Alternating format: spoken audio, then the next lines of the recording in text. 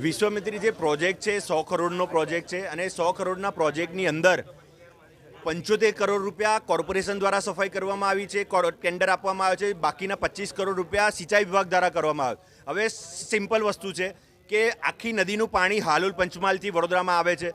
પંચમહાલ આજવા સરોવર અને નર્મદા પેલું પ્રતાપપુરા સરોવરના માધ્યમથી વડોદરામાં આવે છે. વડોદરાની બહાર પાણી નથી જતું એટલે વડોદરામાં પૂર આવે છે. તો જે બહારનો ભાગ છે, જે સિંચાઈ વિભાગ દ્વારા કામ કરવામાં આવ્યું, એ 25 કરોડ રૂપિયાનો ટેન્ડર આપવામાં આવ્યું છે. એ પણ 24 કિલોમીટર જ એ સફાઈ કરવાના, જે 24 કિલોમીટર કોર્પોરેશન સફાઈ કરવાના.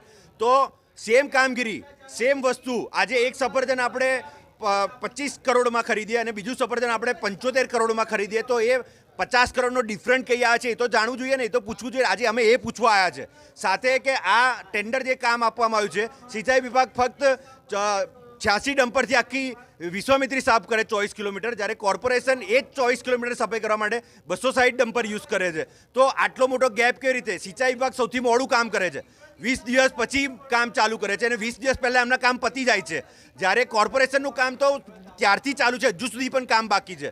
અને સંપૂર્ણ આખા વિશ્વામિત્રી પ્રોજેક્ટમાં જોવા જઈએ તો જે કામગીરી થઈ છે, સિંચાઈ વિભાગે પણ 40% કામગીરી નથી કરી અને જે 60% કામગીરી કરી છે ફક્ત ઉપરથી ખોતર્યું છે. એની માટી પણ કિનારા પર નાખી દીધી છે જ્યાં